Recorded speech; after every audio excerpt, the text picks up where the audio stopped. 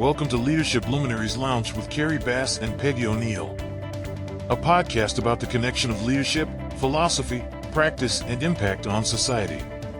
Get ready to be illuminated.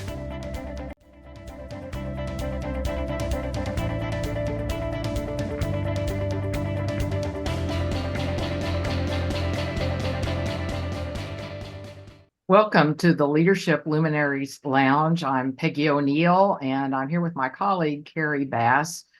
Together, we host this podcast series. And today we're talking with Dr. Arun Rai and Mr. Edward Chavis about AI. And we've been talking about the some risks with AI, but now we're moving into what are some of the opportunities and what's the future of AI. So welcome to part 2 of our conversation. As I mentioned before, this part of discussions on artificial intelligence is really exciting to me because I'm at this point in my life where I really get into wicked problems. And there is a term, wicked problems, those things that are difficult to solve and require multidisciplinary approaches and inputs. And I'm hoping to be able to contribute before I go home to what comes next in this past this physical existence, to be able to help put some solutions out there, at least some opportunities to address some of these wicked problems. And I'm looking forward to the tools to be able to do that. So why don't we start out, Edward? Why don't you talk about some of the opportunities that you're seeing right now with AI, and then we'll go to Arun. Yeah, thanks, Kerry. So, from the opportunity side of the house, those are kind of those North Star, blue ocean ideas, right? But a lot of I've heard, and I don't have a ton of experience in this space, but around healthcare, right? I think if you think about our bodies as machines, and I'm always trying to lose weight, right? Everybody's, you got Ozempic and things of that nature. But really, what if AI could really get your information from your body and really predict what you need to eat or what you shouldn't eat to really help you stay healthy and maintain a certain weight, right? You go to the doctor's office and do all these things, but I really think the healthcare space is primed for a lot of really good things. I don't know if you saw NVIDIA said that they created a AI nurse that outperforms nurses is only $9 an hour. I don't know how true that is, right? But the healthcare space has been historically reluctant, which makes sense of using the data, right? That's that's you, right? Your DNA information, all your healthcare stuff. Talking about what we did in the last section, if I have your medical history and I can do a deep fake on you, I really can be you, right? I mean, what else is there? So, but I do think the healthcare space is one that people are really excited about and hopefully will draw down healthcare costs as you go on.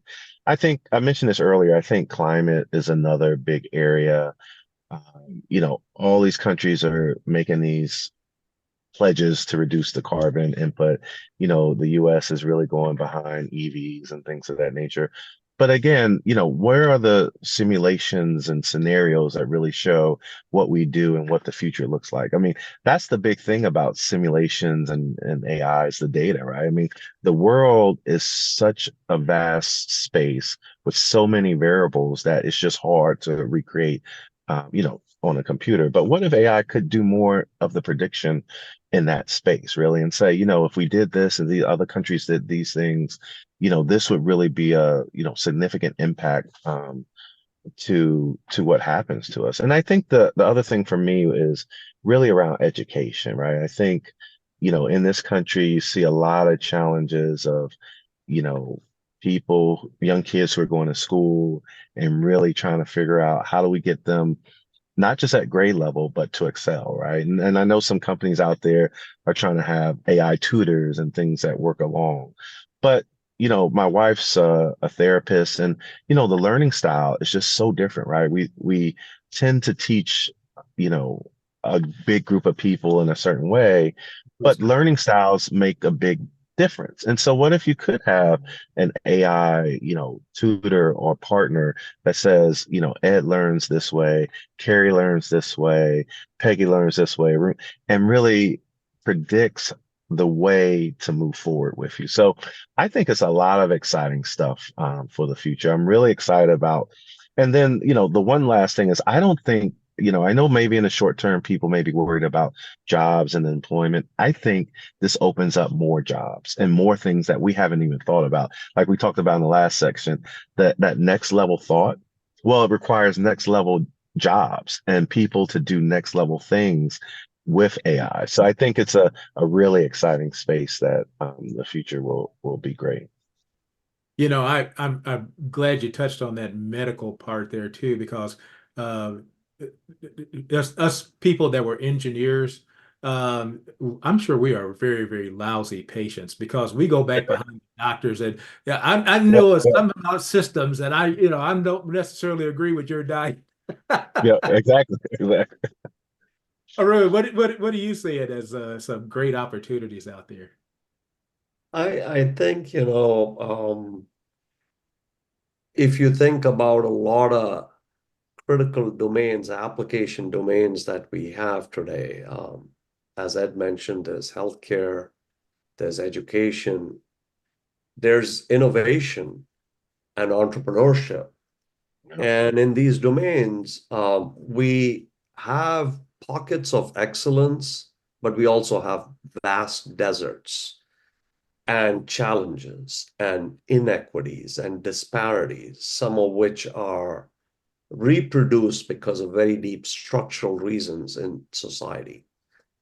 And the question here is, how do we leverage the technology? And there is that aspiration and that inspiration in terms of how could the technology become a partner to augment people in ways where the technology meets them in their worlds to take them to a better world. And I think that to me is the way I would sort of think about the problem and the solution space. So you could think about medicine and a patient who has a certain history and has a 24/7 companion that is alerted to their history and their needs and their preferences and their home environment and their social support, etc. So we're working on a project to make this very concrete right now on developing AI tutors, LLM, large language model tutors, for equitable student success or to promote equitable student success in computing education.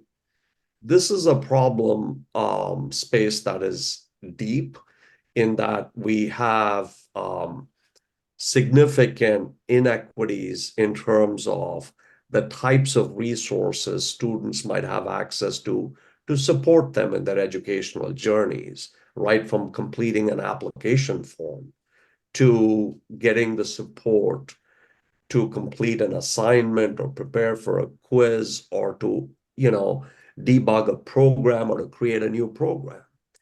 This project is in collaboration with MIT, and we are being sponsored by Axum Collaborative to develop this tutor.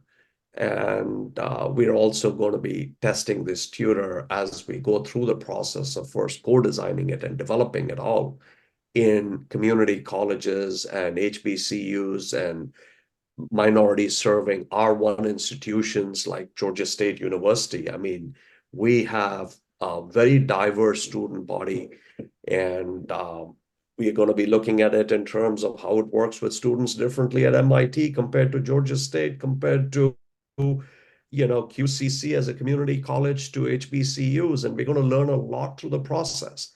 Our preliminary focus groups, which we have just concluded actually this week, reveal fascinating insights in terms of the dynamics on how people respond and interact very differently with presently available or currently being developed tutors.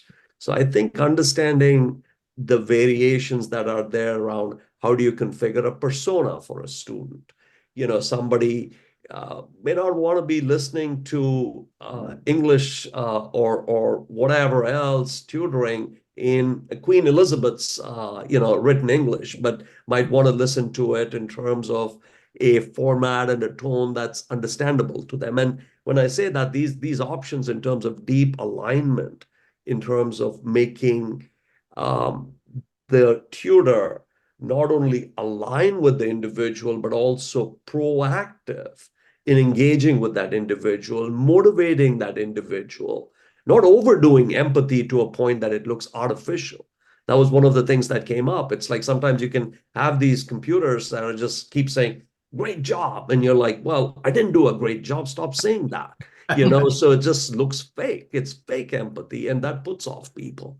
So there needs to be this calibration and understanding, but I do think the potential for us to design these tools through a lot of experimentation and learning, and hopefully then provide this in accessible manners, not just technologically, but economically, is going to be very critical for us to achieve that advantage. But augmentation, the human AI augmentation aspect, I think in these critical domains and having the technology align with the unique needs of individuals in both proactive and reactive manners, to me is very inspiring looking at the solution space out there. So it could be a huge tool for empowerment in domains like healthcare, education, innovation, entrepreneurship.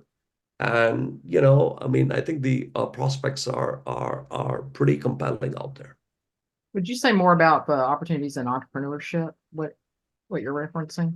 Yeah. So, you look at entrepreneurship right now. In fact, you can see that there are a number of people who may have a viewpoint on how do you conceive and prospect an entrepreneurial idea. Like how do you consider ideas? What ideas might I consider? Even in that general thought process, you could have an assistant that's helping you push out and refine and fine tune and conduct low cost experimentation with those ideas.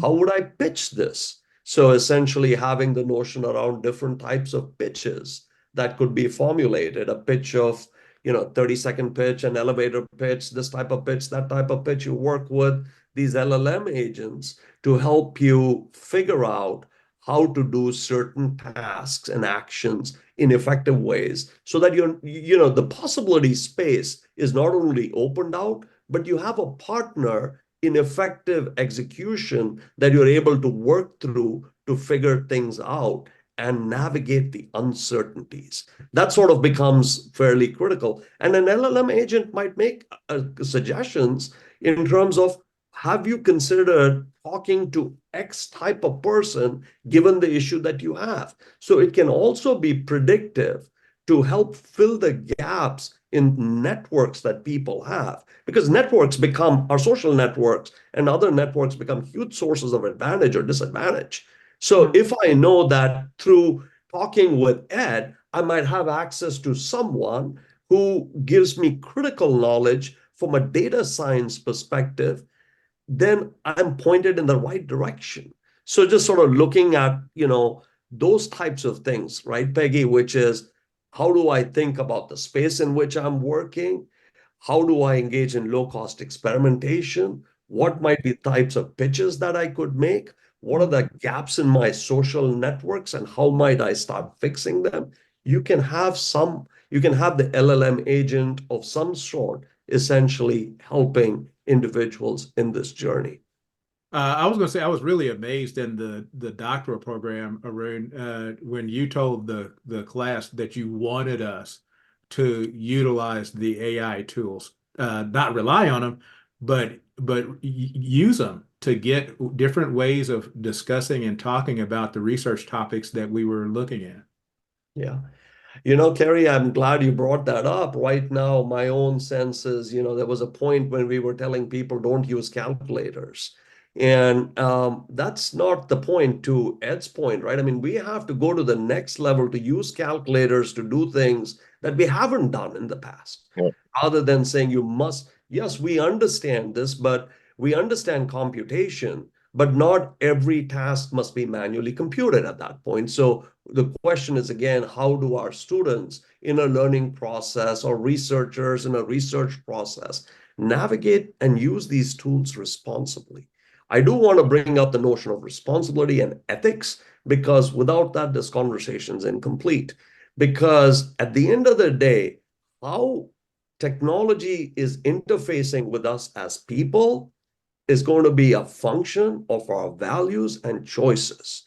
And how different societies will emerge in this process will be different as they have been in previous technological shifts, but perhaps even more so now. So I'm trying to create this question in the form of an opportunity. So I'm sure that you all have thought of this, that what you were teaching and what we're talking about here, what you're teaching and consulting people with, is using this technology a lot, and we could become so reliant on the technology that we aren't talking to people much anymore, or we've lost the ability to talk to people and feel the empathy with a person rather than a machine. And so, in the opportunity form of the equation, I'm sure you must be addressing that with people too, that you're creating the opportunity for, and here's how you want to keep working with people, that we don't, so we don't lose our humanity in this process, because we've so much now built relationships with machines. I mean, I'll just, just my experience, it's very rare that we're trying to, from an AI perspective, be a silo with just the technology. In fact, it's just the opposite. I think Arun mentioned earlier about having a diverse group. I think AI and the ability to automate it gives us a new way to interact with more people at scale than we've done before, right? Because before, when we were doing, data science or statistics, it was maybe one or two people in a room and they were off building what they need to do. But now with the connectivity, now with using cloud that's, worldwide, now with Zoom and all these other things, I think is actually the opposite. I think you bring in more people to have discussions, you bring in more people that have ideas, and you really are getting invigorated with the skill sets of multiple types of disciplines, right? And so one of the clients I'm working with now, a lot of lawyers, right? You bring in the lawyers, you bring in the other big thing we haven't really talked about is user experience, right? So if I'm deploying AI or if I'm using AI, it's all about, or if I have an AI pilot, what's my user experience that I need to make sure I'm comfortable with this. I'm going to use it. And I think you got to bring in those researchers to really help, those UX, CX researchers to help you do that. So I see it being much more expansive from some of the work that we've been doing. What's UX and CX? I'm sorry, UX is user experience and CX is customer experience. Oh, So okay. really it's about the experience of, it's the same thing with, your laptops or your phones. There are people who sit down and say, would they like the button here? So if you're using an AI co-pilot or pilot, you would also do those very similar things and make sure that what you're using makes sense for that person. And I'll tell on myself a little bit here too. I remember back when we first started talking years ago, and you were telling me the tools you used, and one of them was R. I got introduced to R, and I was familiar with SPSS. Those are statistical processing tools. I hate R Yeah, it's not. because of the user interface, man. I tell you. Yeah, it's terrible, right? And so, we're getting to these advanced things, and even like the LLMs and chat bots and all this stuff. Everybody hates the experience of calling into a help desk and getting a computer that you got to press 10 buttons to get to. So it doesn't really matter that the technology may be there to take the corpus of information that exists and give you better answers if you still got to press all these buttons, right? And so this is the whole, that end to end, as we talked about systems, you got to think about is how would people use it? And it's going to be different for different people and different personalities. But that integration, and going back to Peggy's point, that means more people have to be involved. And that means more people have to understand the implications, biases, all these different things that we've been talking about around AI, so that we get a system or set of systems that make sense for the user. And then therefore they're using it more. And therefore we get to these higher level, I really like, Arun's comparison around the calculator, right? Now we can do, all these really interesting things because we do have these high powered calculators. Arun, you have any thoughts on the user interface and where are we actually with being able to make this practical for the everyday person to use these tools? Yeah. I think, a couple of observations on that, Kerry. First is if you look at the adoption curve of ChatGPT from its release in November 2022 to a very short period, it was just a vertical line, just a straight shot. And the adoption base was vastly over what was accomplished by or what was observed with other digital models, such as you can go through them, TikTok and Netflix and whatever else. I mean, these things, they went pretty rapid, but this one just skyrocketed. So the point is that we did have not only a powerful technology that was reducing the marginal cost of intelligence or average intelligence down dramatically. So there was a huge need for that out there. The second was it was consumerization in terms of how you access this, right? You could talk to it. It wasn't like a left parenthesis, right parenthesis, exclamation point in between, which is coding language. You could have a conversation with it in fairly simple typewritten text. Now, increasingly with a multimodal interaction model that's emerging, it is audio, right? I mean, a lot of even ChatGPT and other LLMs support audio interactions, and you have text to video conversions. So I think the multimodality part takes the expressive capability on both sides, on a prompt engineering side, in terms of how I communicate with the technology and how the technology communicates back with me to a completely different dimensionality. So that's one observation, which I think we're going to see a lot more around the multimodality from a prompt engineering and conversation standpoint. What it does, to Peggy's point, even in terms of humanity, what it helps us do in terms of our reflection and learning through these interactions, right? I mean, so there's the potential for it to enrich us and challenge us in ways that we haven't. So the other point is that when you look at content in scenarios such as customer service, and we all have our favorite moments on both sides of the experience spectrum. I'm not sure we call it favorite on both sides, but you know what I mean. So, the role of not only having a functional explanation on the reasons, but the role of emotions and how they're woven into a communication process and how affect is woven in. These systems are getting incredibly smart in understanding what is going to work for a given customer, given type of experience cycle. So it's not that these systems have emotions. I want to be clear in terms of my position on it, but they are able to express emotions. So the expression of emotions in manners that are intelligent and personally tailored to individuals offers tremendous potential. And of course, then, if you take this idea of the nature of expression, the multimodality of the interaction, and you're scaling this stuff, it becomes huge. I would again be remiss in not identifying one thing. The compute power that's required to do a lot of this right now is high. So in a lot of scenarios, right, I mean, we got to be careful in not creating a new cycle of a digital divide as we go through this process.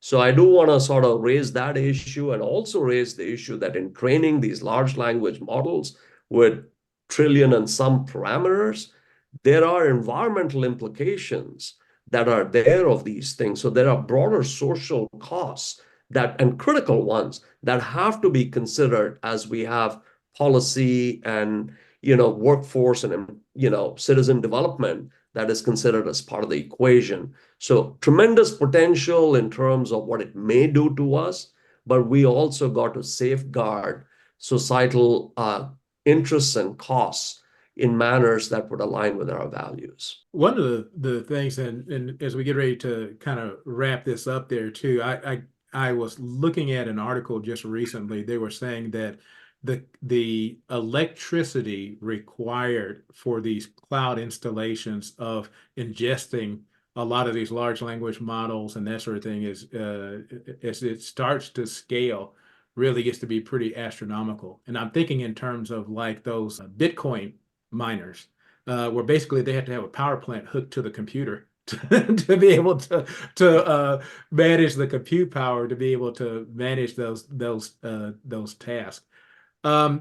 Peggy, any other thoughts that you have before I'd like to ask them their wrap up insights? No, I think this has just been fabulous. I've learned a lot and inspired a great deal, and I'm really excited for us in our future. So, no, I don't have anything else right now. Well, what I'd like to ask both of you then as we wrap this up is what two things would you recommend organization leaders to do to be able to position their organizations to effectively utilize these tools as they are now and as they are emerging? Ed, why don't we start with you? Sure.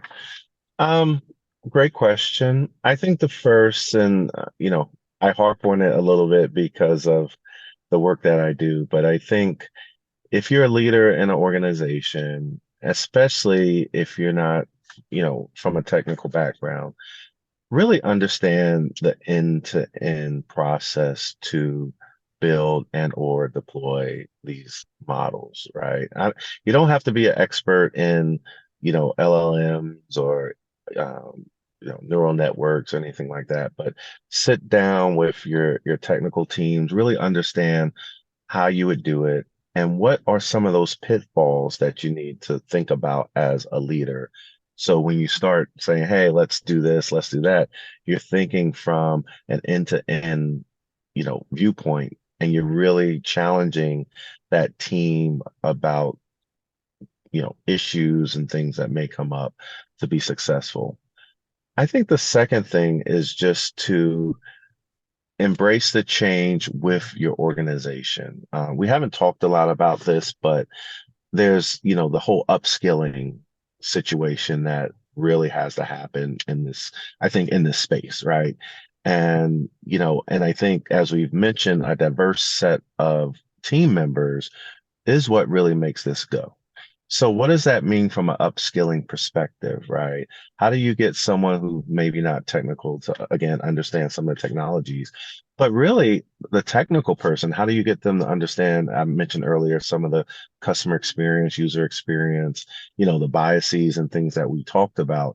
I think that upskilling and really getting your team ready for AI is big. And a lot of the customers I work with are really concerned about the upskilling aspect of this, right? So if I have an AI co-pilot, am I ready to use that in the right way to be beneficial to the company, right? So I think those are the two things: understand end to end, and then think about your organization and your team and figure out how you get them to the next level with upskilling, with training, with, talks like these that really gets them thinking about that, because that's where your ideas are going to come from. They're going to come from the kind of the rank and file, the people who are working day to day and really know the problems. And so if you can get them thinking like a technologist and a, entrepreneur and all these different things, then I think you'll be very successful. Arun.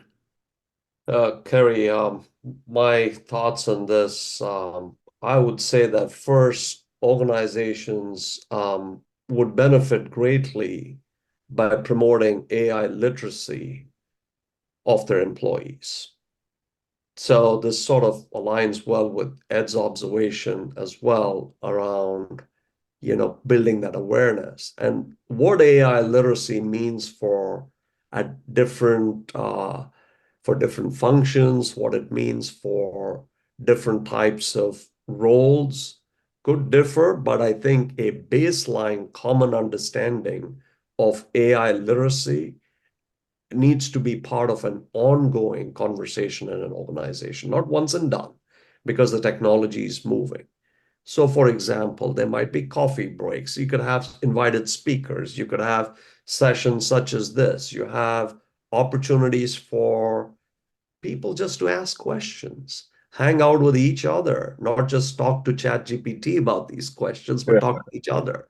So I think having that conversation ongoing and having that baseline, as well as sophisticated AI literacy investment, will pay off hugely, because without that, you're not preparing your organization, you're not developing a critical aspect of readiness.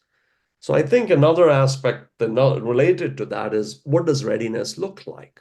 So literacy is ongoing and developing. The other aspect I would say is experimentation. So it's not going to be, again, like pick a use case that's, not overly complicated, but meaningful within an organization, and learn from it.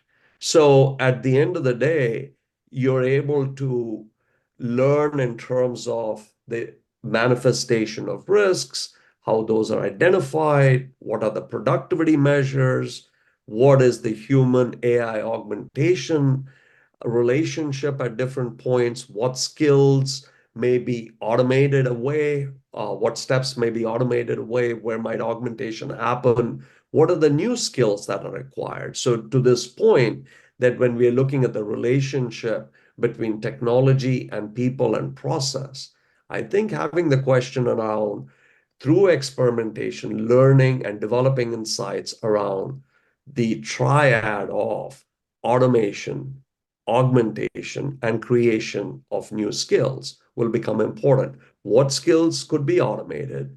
Which ones could be augmented by the technology? And which new skills might be demanded? And so if you have this thought process, one is just going to learn a lot through that experimentation process. So those would be the two big ones I would emphasize in building readiness. And of course, there are a number of other things related to readiness, such as the data aspects and things of that sort, which are going to be pivotal. But maybe very broadly, if I was just to net out one thing, is to just come back and think about readiness, and do not let your employees off the hook. Don't forget your employees, not off the hook. Don't forget your employees and the need to upskill, reskill, build that literacy, but also recognize that eventually how the combinations is going to occur is going to be one where choices are going to have to be made in the domains, and very differently, possibly by different organizations, given their technological sophistication, what they can afford, not afford, where they want to invest, not invest. So those are my thoughts on this question, Kerry. Thanks. It sounds a lot like transformation and change, like we've been through multiple times before. Organizational change is the skill set that you're going to need to use. Arun, how do people that want to contact you, how would you like to, and we will share your information in the credits, but also if anything in particular that you'd like folks to know how to contact you to get your help. Well, I'm at Georgia State University, and you could visit my website, and it has all of my contact information out there, and you could just reach out to me through that contact information out there. Email channels normally work the best, so that's what I would suggest. Thanks, Arun. And Ed, how should people get in touch with you, and what's the best method? Yeah, similarly, my website is www.dibdobai.com, or you can email me at strategy@dibdobai.com. Yeah. The other thing is you could also connect on LinkedIn, so that's most Yeah, common. sure. I'm on LinkedIn also. Yeah. Absolutely. Peggy, any final thoughts? Again, just a wonderful conversation. You've contributed a lot to me and our audience, and I'm very grateful for the work that you do. And very inspired by the humanity present, because a lot of what I see about AI is so mechanistic that and see even in some webinars I've attended, except the kind of superficial ideas about employees. But what I hear from both of you is the heart aspect of employees and thinking about it, employees, customer, the humanity of all of this. So I'm very grateful for you being here in the conversation today. Thank you.